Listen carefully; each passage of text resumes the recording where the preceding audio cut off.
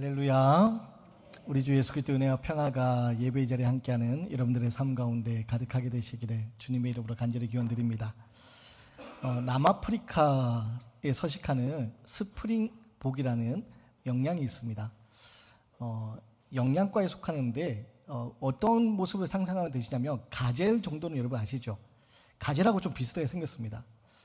가젤이 잘 모르시겠다면 여러분 작은 사슴 정도? 근데 뿔이 있는 작은 사슴 정도?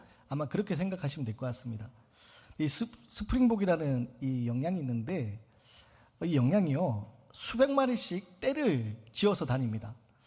아마 초식 동물이고 그러다 보니까 맹수들이 자기를 위협할 때 살아남기 위해 생존이 그렇게 발달된 것 같은데요. 이 스프링복이 빨리 달릴 때는 시속 88km로 달린다고 합니다. 네, 별로 안 놀라실 줄 알았습니다. 예. 점프를 하면요 높이가 4m까지 뛴다고 합니다.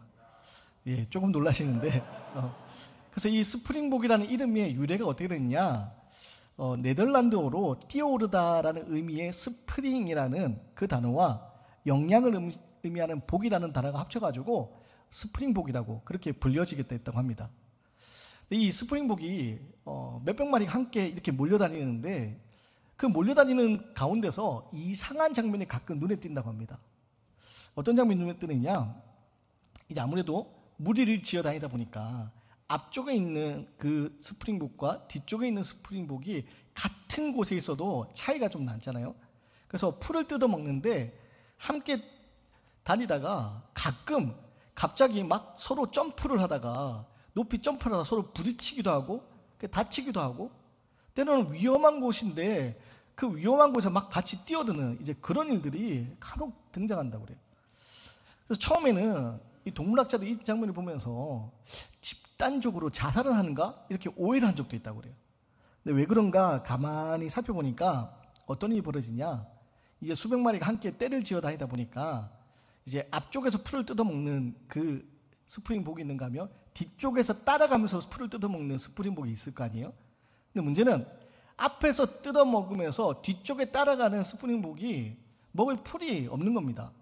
심지어 앞쪽에 수백 마리가 지나가면서 풀을 뜯으니까 자기 것만 먹고 가는 게 아니라 주위를 밟고 지나가잖아요. 그러니까 먹기가 힘든 겁니다. 그래서 뒤쪽에 있는 스프링복이요 본능적으로 이제 고개를 이렇게 드밀면서 앞으로 나가려고 하나 봐요. 근데 여기서 이제 문제가 생긴다는 거예요. 뒤쪽에 있던 스프링복은 뒤에서 고개를 드밀면서 앞으로 자꾸 먹이가 있는 앞쪽으로 나가려고 하는데 앞쪽에 있는 스프링복은 뒤에서 자꾸 미니까 혹시 위험한 맹수가 따라오나 싶어가지고 처음에는 이렇게 하다가 달리기 시작한다는 거예요. 그리고 뛰기 시작한다는 거예요. 문제는 머리를 들이밀면서 앞쪽으로 나가려 하던 그 스프링복도 갑자기 앞에서 뛰어가니까 무슨 문제가 생긴 줄 알고 같이 덩달아 뜁니다. 그리고 막 점프도 하니까 같이 점프도 하고 그러다가 서로 부딪히기도 하고 그러다가 위험한 곳에서 떨어지기도 하는 그런 일들이 일어난다는 거예요. 여러분, 앞에 양은 뒤에서 미니까 달리고 뒤에 양은 앞이 달리니까 달리고 왜 달리는지도 모르고 왜 뛰는지도 모르고 그렇게 하다가 서로 다치는 이런 안타까운 일들이 일어나는데 제가 말씀을 준비하면서 이 스프링복에 관한 이야기를 계속 묵상을 했습니다. 오래전에 들어서 알고 있던 이야기인데 이 장면이 계속 생각나는 거예요. 왜냐? 여러분, 우리가 이 땅 살아가면서 왜 살아야 되는지 그리고 어떻게 살아야 되는지 어떤 길로 걸어가야 하는지 우리가 그것에 대한 질문을 분명하게 찾을 수 있어야 되는데 마치 뒤에서 무니까 막 달려가는 스프링복처럼 앞에서 뛰니까 같이 뛰어가는 스프링복처럼 왜 뛰어가는지 왜 일을 하는지 알지 못한 채 휩쓸려 살아갈 때가 있다는 겁니다. 사랑하는 여러분, 혹시 우리가 이 땅에서 그렇게 휩쓸려 살아가고 있는 것은 아닙니까? 정말 안타까운 것은 우리 그리스도인들은 세상 사람들은 그렇게 해도 우리 그리스도인들은 세상 풍조에 휩쓸리지 말고 주님이 말씀하신 생명의 길, 진리의 길, 하나님 나라를 꿈꾸며 살아가야 되는데 안타깝게도 오늘날 우리 그리스도인들조차 그 세상 풍조에 휩쓸려서 다른 사람들과 똑같이 구별되지 못하고 그렇게 살아가곤 한다는 겁니다. 바라기는 오늘 이 말씀 앞에 우리가 질문해야 될 것이 있습니다. 오늘 우리가 해야 될 질문은요, 누가 예수님을 아는가? 라는 질문입니다. 누가 예수님을 아는가? 이 질문은요, 누가 예수님을 아는가라는 이 질문은 거꾸로 나에게 나는 예수님을 알고 있는가라는 질문이기도 합니다. 사랑하는 여러분, 예수님에 대해서 알고 계십니까?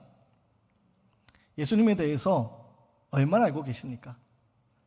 혹 예수님에 대해서 지금도 바르게 알아가려고 애쓰고 계십니까? 오늘 말씀 앞에 우리들이 예수님을 얼마나 바르게 알아가려고 애쓰고 있는지 우리의 모습을 돌아보면서 세상 풍조에 휩쓸려서 살아가는 그런 인생이 아니라 주님 앞에 주님을 바라보고 주님을 날마다 바르게 알아가고 더 많이 알아가고 그것이 주의 자녀로 살아가는 우리의 능력이 되기를, 우리의 기쁨이 되기를 주님의 이름으로 간절히 기원드립니다. 오늘 말씀 보면요, 잘못된 믿음을 가진 사람들이 먼저 등장합니다. 25절 26절 말씀을 볼 텐데요, 예수님이 성전에서 사람들을 가르칩니다. 예수님이 성전에서 사람들을 가르치는데 이 모습을 본 사람들이 질문을 합니다. 자, 우리 성경 말씀 25절 26절 말씀을 같이 한번 읽어보겠습니다. 시작. 예루살렘 사람 중에서 어떤 사람이 말하되 이는 그들이 죽이고자 하는 그 사람이 아니냐. 보라, 드러나게 말하되 그들이 아무 말도 아니하는도다. 당국자들은 이 사람을 참으로 그리스도인인 줄 알았는가. 여러분, 어떤 일이 일어났느냐. 우리가 지난주에 살펴봤듯이 외형을 보면 안 되는데 겉으로 드러난 여러 가지 모습으로 예수님을 판단하던 사람들이 있었습니다. 그 연장선에 있습니다. 성전에서 예수님이 사람들을 가르치고 계셨습니다. 성전에서 예수님이 사람들을 가르치는데 그 모습을 본 어떤 이들이 질문합니다. 아니, 이 사람이 유대인들이 그렇게 죽이려고 하는 그 사람이 아니냐. 유대인들이 죽이려는 그 사람이 이렇게 공개적으로 성전에서 사람들을 가르치고 있는데 왜 잡아가지 않느냐, 왜 가만히 내버리느냐 라고 묻게 되는 겁니다. 당시 종교 지도자들, 기득권들이 예수님을 죽이려 하는 그런 음모들이 있었습니다. 예수님이 하나님의 신성을 해쳤다라고 하고 예수님이 율법을 어겼다고 해서 자신들의 그 질서를 무너뜨린다고 생각했습니다. 그래서 이들은요, 예수님을 죽이려고 모의를 했습니다. 그런 음모가 있었습니다. 그런데 그런 예수님이 사람들에게 죽임을 당할 그런 음모에 놓여 있는데 예수님 버젓이 성전 안에서 사람들을 가르치고 있는 겁니다. 그러면서 그 모습을 보고 묻게 되는 겁니다. 아니, 이 예수라는 사람이 지금 유대인들을 잡아 죽이려는 그 사람이 아니냐. 근데 왜 가만히 내버려 두느냐? 라고 물었던 겁니다. 근데 그런 물음 가운데서 어떤 사람들은 아마 이렇게 생각했던 것 같습니다. 마음속에 의구심이 들었습니다. 아니, 정말 잡아 죽이려 했으면 잡아가면 되는데 왜 잡아가지 않을까? 왜 가만히 내버려 둘까? 혹시 정말 저 사람이 진짜 그리스도가 아닐까? 라는 생각을 가진 사람이 일부 있었던 것 같습니다. 그런데 그런 생각을 가졌던 사람들조차도요, 그 생각은 이내 사라집니다. 왜냐? 그 사람들, 이 예수님이 진짜 그리스도가 아닐까라는 질문이 들었지만 이내 그 생각이 사라지게 된 이유가 있습니다. 왜 그러냐? 예수님이 어디 출신이라는 것을 그들이 알았기 때문에 그 생각이 사라졌다라고 성경이 증언합니다. 27절 말씀인데요, 제가 읽어드리겠습니다. 그러나 우리는 이 사람이 어디서 왔는지 아노라. 그리스도께서 오실 때에는 어디서 오시는지 아는 자가 없으리라 하는지라.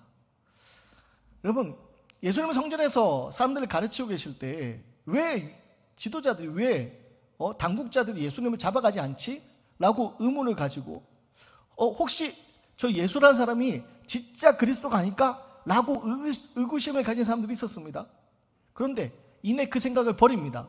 그 생각을 버린 이유가 뭐 때문인 겁니까? 이 사람이 어디서 왔는지 아노라. 이 예수라는 사람이 어디서 왔는지 우리가 알고 있다. 그러니 이 사람은 그리스도가 절대 될 수 없다라고 그렇게 이야기하는 겁니다. 무슨 뜻이냐? 여러분, 예수님 출신이 어디입니까? 예수님 출신이 어디죠? 예수님 나사렛 출신입니다. 나사렛에서 자라셨습니다. 베들레헴에서 태어나셨지만 여러분, 사람들은 그것을 알지 못했습니다. 단순히 예수님은 나사렛 요셉이라는 목수의 아들로 알고 있었습니다. 그러다 보니 그들은요, 예수님이 그리스도가 아니라고 생각했습니다. 왜냐? 당시 유대인들은요, 메시아, 그리스도를 기다렸습니다. 어떤 그리스도를 기다렸냐? 구약에 예언된, 구약의 선지자들을 통하여서 예언된 그 그리스도를 기다렸습니다. 그런데 미가 선지자가요, 일찍이 그리스도의 오심에 대해서 예언한 말씀이 있는데 미가서 5장 2절을 보면요, 뭐라고 했냐? 베들레헴 에브라다야, 너는 유다 족속 중에 작을지라도 이스라엘을 다스릴 자가 내게서 내게로 나오지니라. 그렇게 미가 선지자가 예언했습니다. 이 그리스도가 어디서 나온다고요? 메시아가 어디서 나온다고요? 베들레헴 거기서 나게 될 것이다 라고 그렇게 예언을 했던 겁니다. 당연히 유대인들은요, 지금 그리스도를 기다리면서 그리스도는 나사렛이 아니라 베들레헴에서 온다고 생각했습니다. 베들레헴에서 온다고 생각했는데 이 예수라는 사람이 나사렛 출신인 걸 알았습니다. 나사렛에서 자란 걸 알았습니다. 요셉의 아들인 걸 알았습니다. 그러다 보니 혹시 이 예수라는 사람이 진짜 그리스도가 아닐까? 잠시 생각을 했던 사람들조차도 그 생각을 내려놓습니다. 아, 예수라는 사람은 절대 그리스도가 될 수 없구나. 예수는 절대 그리스도가 아니구나. 왜냐? 예수는 베들레헴에서 나와야 되는데 예수는 나사렛 출신이니까 절대 그리스도가 아니구나 라고 생각을 했던 겁니다. 또한 다니엘서를 보면요, 그리스도의 오심에 대해서 환상 가운데 예언한 내용이 있습니다. 어떤 말씀이 나오냐면 7장에 보면 내가 또 환상 중에 보니 인자 같은 이가 하늘 위에서 구름을 타고 오시리라. 메시아가 오시는 그 장면을 환상 중에 보니까 어떻게 오느냐, 메시아가 그리스도가 하늘에서 구름을 타고 오신다는 겁니다. 근데 여러분, 예수님이 어디 출신이라고요? 나사렛 출신이잖아요. 예수님이 지금 예루살렘에 있는 사람들에게 신비롭게 구름을 타고 나타나지 않았습니다.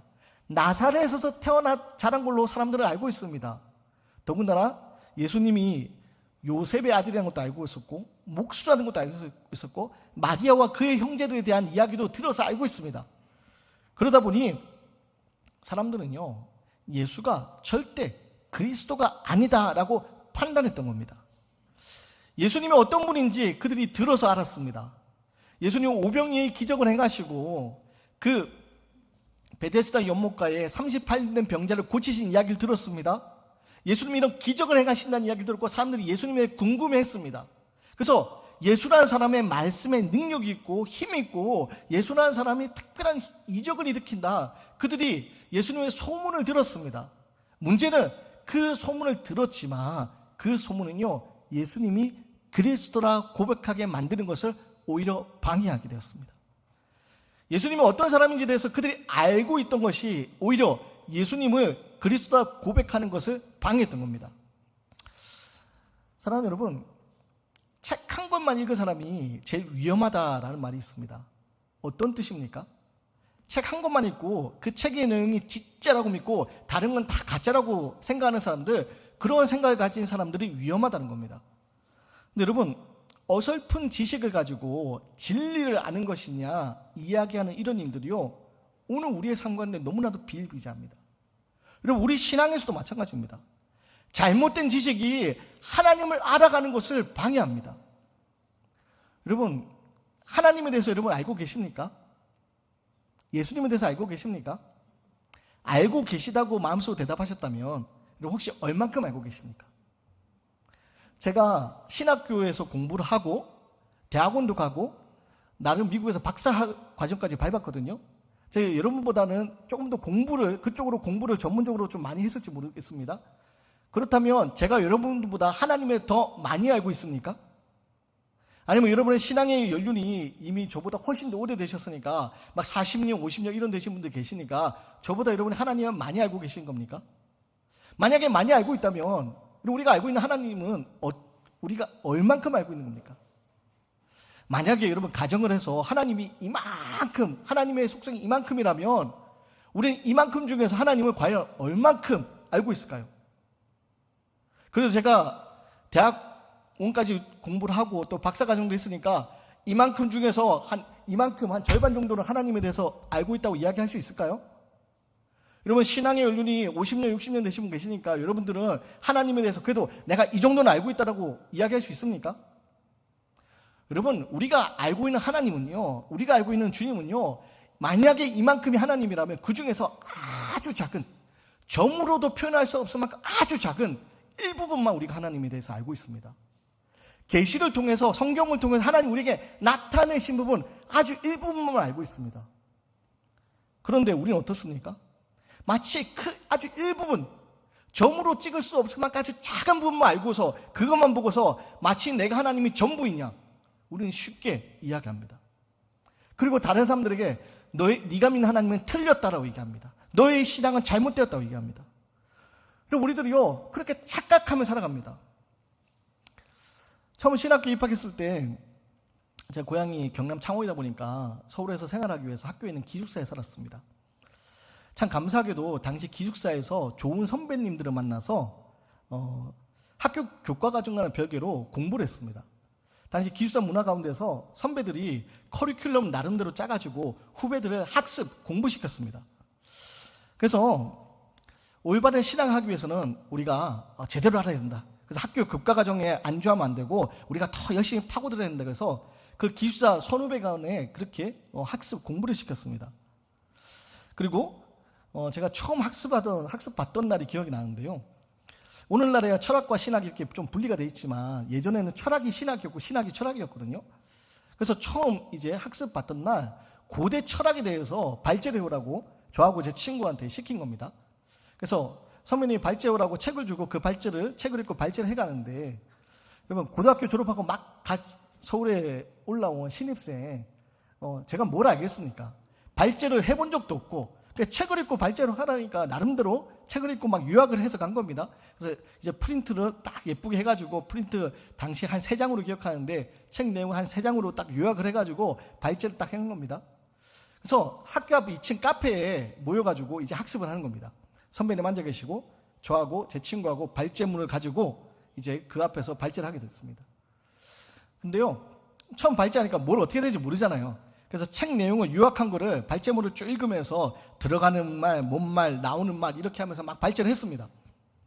발제 딱 다 했더니 그 선배님이 저한테 그 발제문을 딱 내려놓으라고 하더니 그 앞에 딱 놓으시더니, 그래서 네가 아는 걸 이야기해봐, 그렇게 얘기하시더라고요. 근데 뭐 그때 제가 뭘 알았겠습니까? 책 내용 이제 요약해가지고 나름 외워서 간 거 막 이야기하는데, 갑자기 그 발제문을 그 사람들 카페에 사람들이 있는데 발제문을 막 집어 던지더니 그게 네가 아는 거냐고, 책에 있는 거 읽고서 어설프게 이야기한다고 안다고 착각하지 말라고, 안다고 착각하면 안 된다고, 아는 것은 그 책의 내용을 내가 소화를 시켜서 내가 그것을 나의 언어로 이야기할 수 있다고 막 뭐라 하시는 거예요. 그때 저하고 제 옆에 있는 친구하고 막 거의 울듯이 막 이렇게 혼나고 막 이러면서 똑바로 공부해야지 하면서 막 그렇게 다짐했던 순간들이 있는데, 참 지나고 보니까 다행인 것은요, 그 순간 너무 무서웠지만 그때 선배님이 해준 그 이야기가 제가 신학함에 있어서 아주 중요한 기준이 되었습니다. 어설프게 책을 읽고 안다고 이야기하는 것이 아니라, 내가 들었던 신앙의 내용들에 대해서 안다고 하는 것이 아니라 정말로 하나님의 말씀하신 건 무엇인지를 끊임없이 질문하게 되었고 그것을 통해서 찾아가게 되었습니다. 사랑하는 여러분, 오늘 제가 왜 이야기를 드느냐, 오늘 성경에 나오는 사람은요 그리스도에 대해서 안다고 생각했습니다. 구약의 예언자들을 통해서 예언된 말씀을 통해서 그리스도에 대해서 안다고 생각했습니다. 아, 그리스도, 미가 선지자에 의하면 베들레헴에서 나시는 분이지. 다니엘 선지자를 보니까 구름 타고 오시는 분이에요. 그들은요 그리스도에 대해서 안다고 생각했습니다. 안다고 생각했지만 오히려 그 생각 때문에 주님이 앞에 계신데 그들은요 주님을 알아보지 못합니다. 그리스도를 알아보지 못합니다. 사랑하는 여러분, 오늘 우리는 어떻습니까? 혹시 우리는 주님을 지금 알아보고 있습니까? 주님을 제대로 알아가고 있습니까? 어릴 적 성경 읽으면서요 참 답답했습니다. 아니, 어떻게 예수님이 앞에 계신데 예수님을 못 알아볼 수가 있지? 아니, 예수님이 말씀하시는데 어떻게 그걸 못 알아들을 수 있지? 제가 어릴 적 답답해하며 성경을 읽었던 기억이 있습니다. 그런데요, 여러분, 그것이 오늘 성경에 나온 예수님을 잘못 믿는 사람들, 알아보지 못하는 사람들, 그리고 우리들의 모습이라는 겁니다. 주님이 만약에 지금 우리 가운데 오시면 우리는 주님을 바로 알아볼 수 있겠습니까? 어쩌면요, 주님 우리 가운데 오시면요, 저 사람은 예수가 아니야, 저 사람은 그리스도가 아니야 라고 우리는요 부정할지 모릅니다. 오늘 성경에 나오는 사람들처럼. 무엇이 문제입니까? 그들은요 예수를, 그리스도를 바로 알아가는 거에 관심이 없었습니다. 그들이 알고 있던 것이 절대적인 진리가 되어서 그리스도가 바로 앞에 계심에도 불구하고 알아보지 못합니다. 그것이 그들의 문제였습니다. 그리고 그에 반해서 오늘 예수님을 믿는 사람들이 등장합니다. 28절 말씀인데요, 우리 28절 말씀을 함께 읽겠습니다. 시작. 예수께서 성전에서 가르치시며 외쳐 이르시되 너희가 나를 알고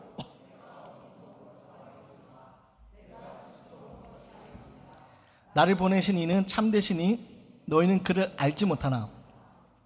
여러분, 예수님은요 지금 자신을 알아보지 못하는 이들을 향해서 분명하게 자신을 드러내십니다. 자신을 밝히십니다. 뭐라고 밝히십니까?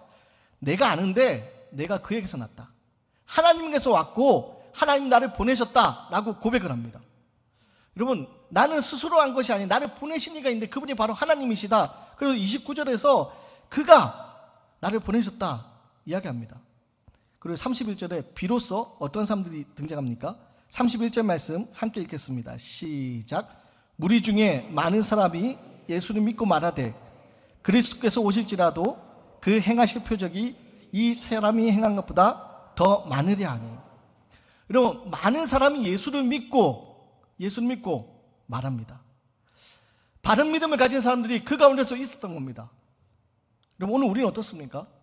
지금 예수님에 대해서 온전히 알지 못한 채 혹시 잘못 알고서 다른 영양들이 뛰어다닐 때 덩달아 뛰어다니는 스프링복처럼 그냥 세상 풍조에 휩쓸려서 세상 사람들의 말에 휩쓸려서 여러분 잘못된 믿음으로 우리가 나아가고 있는 거 아닙니까?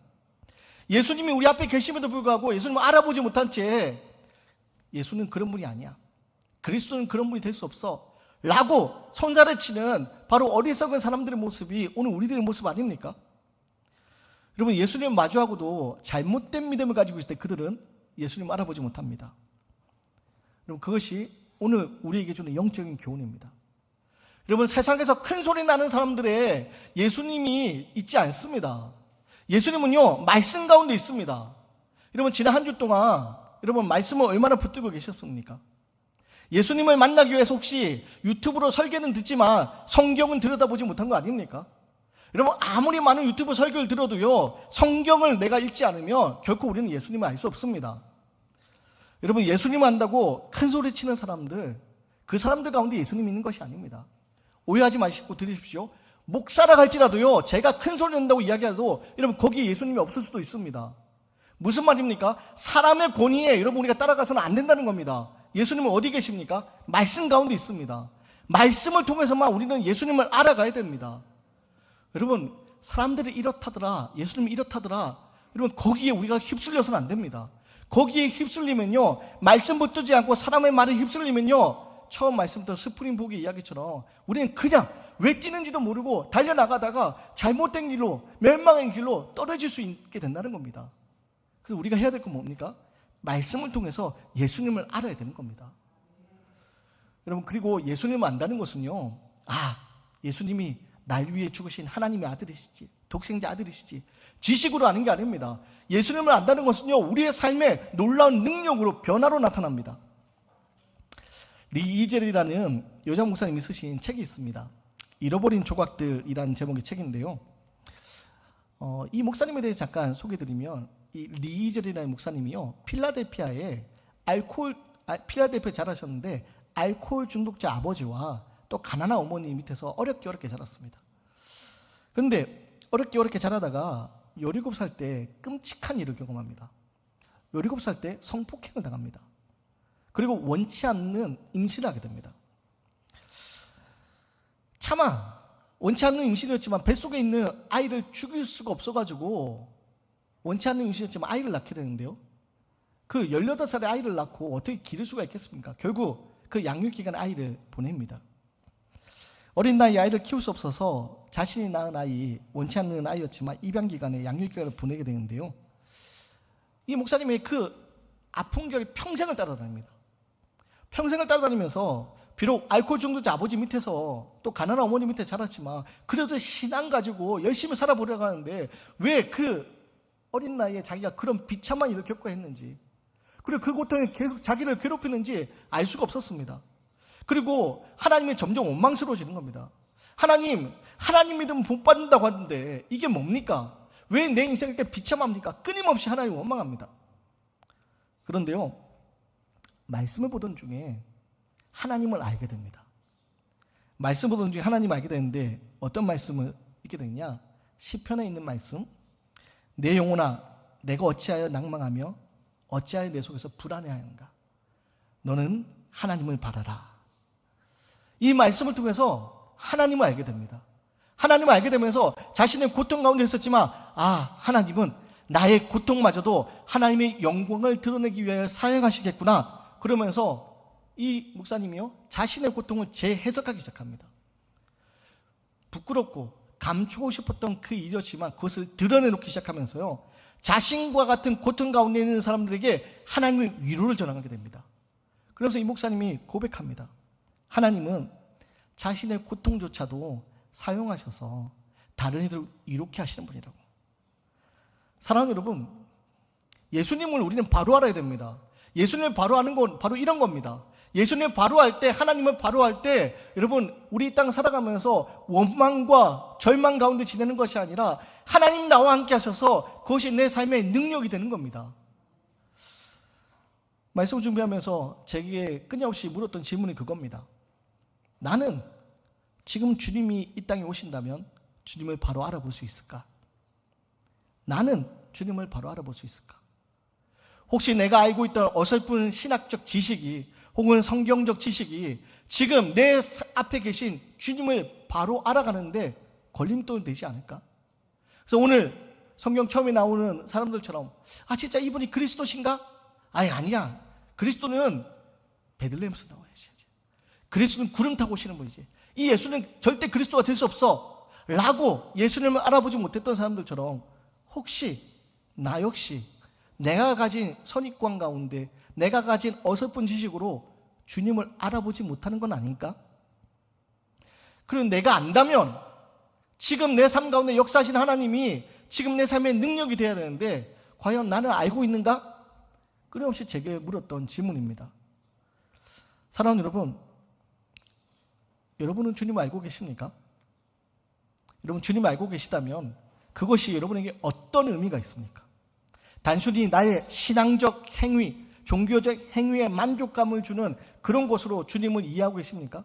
아니면 내 삶을 송두리째 바꾸면서 내 삶 가운데 함께 하셔서 내 삶을 변화시키는 그 주님의 능력이 고백되고 계십니까?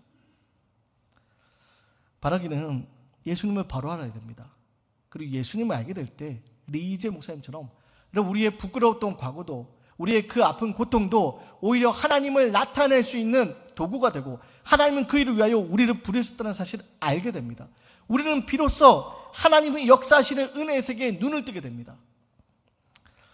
바라기 오늘 말씀 앞에 여러분 우리가 주님을 안다라고 착각하면서 주님을 알아보지 못하고 주님으로부터 등을 돌리고 떠나가는 안타까운 인생 되는 것이 아니라 여러분 내 삶 가운데 지금도 찾아오셔서 지금도 살아 역사하고 계시는 주님을 말씀을 통해서 받아들이고 내 삶 가운데 일하시는 그 주님의 손길에 하나님의 역사에 동참할 수 있는 그런 믿음이 있기 원합니다. 그래서 주님을 바로 고백하고 그 주님을 알아가는 기쁨이 우리 삶의 능력이 되어서 이 한 주간 주와 더불어 동행하는 그런 귀한 한 주가 되시기를 주님의 이름으로 간절히 기원 드리겠습니다.